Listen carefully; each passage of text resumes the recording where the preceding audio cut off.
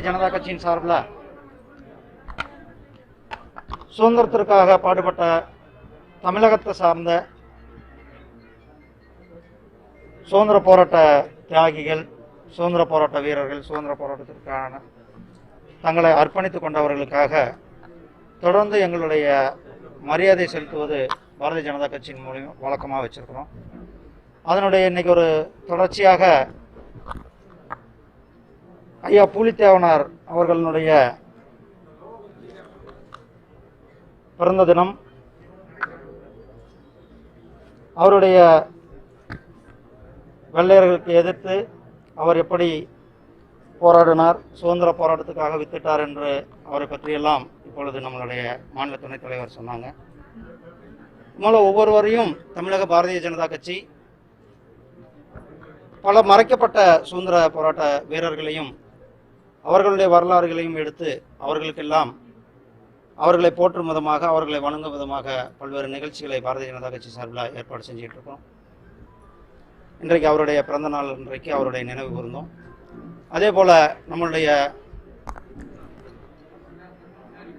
முன்னாள் குடியரசுத் தலைவர் மரியாதைக்குரிய பிரணாப் முகர்ஜி அவர்கள் இன்றைக்கு நம்மளிடத்தில் இல்லை என்பது மிகவும் வேதனைக்குரியது, மிகவும் வருத்தத்திற்குரியது. அவருடைய அரசியல் அனுபவம், அவருடைய பொருளாதார சிந்தனைகள் இந்த நாட்டிற்கு மிகவும் சிறப்பாக இருந்தது. அவர் ஜனாதிபதியாக இருக்கும் பொழுது கூட பல்வேறு சீர்திருத்த நடவடிக்கைகளுக்கும் அவர் உடனடியாக ஒப்புதல்கள் கொடுத்தாங்க. ஸோ அவருடைய மறைவு இன்றைக்கு பாரதிய ஜனதா கட்சியின் தமிழகம் முழுவதுமே அவருக்கு அஞ்சலி செலுத்துகின்ற நிகழ்ச்சிகள் நடந்துட்டு. பாரதிய ஜனதா கட்சி மூலமா எங்களுடைய சக்தி கேந்திர லெவலில் பொறுப்பாளர்கள், அதாவது பூத்துகளை, எங்களுடைய பூத்தை பலப்படுத்துகிற பணி கடந்த மாதத்துலேருந்து நம்ம தொடங்கியிருக்கிறோம். எங்களுடைய ஒவ்வொரு மாநில நிர்வாகியும் ஒவ்வொரு பாராளுமன்ற வாய்ஸாக அவர்கள் சுற்றுப்பயணம் போயிட்டு இந்த சக்தி கேந்திர பொறுப்பாளர்கள் கூட ஆலோசனை கூட்டங்கள் நடந்துகிட்டு இருக்குது. சோஷியல் டிஸ்டன்ஸோட அங்கங்கே நடத்திட்டு இருக்கிறோம். இது எங்களை தேர்தலுக்கு தயார்படுத்தும் பணியில் நாங்கள் தயாராக இருக்கிறோம். இன்றைக்கு பாரதிய ஜனதா கட்சியை நோக்கி பலதரப்பட்ட மக்களும்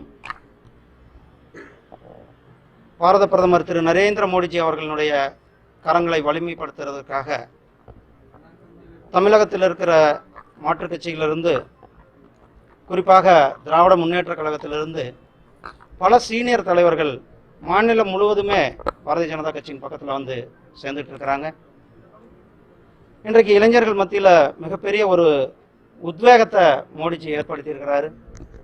அந்த உத்வேகத்தால் தமிழகத்தில் இருக்கிற அத்தனை இளைஞர்களும் பாரதிய ஜனதா கட்சியின் நோக்கி வந்துட்டு இருக்காங்க.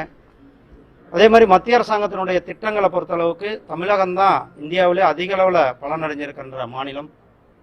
அது எந்த திட்டமாக இருந்தாலும் கூட, இப்போ ஆத்ம நிர்பர் பாரத்தில் நம்ம கோயம்புத்தூரில் இருக்கிற எம்எஸ்எம்இ நிறுவனங்கள் தான் அதிக அளவில் இந்தியாவில்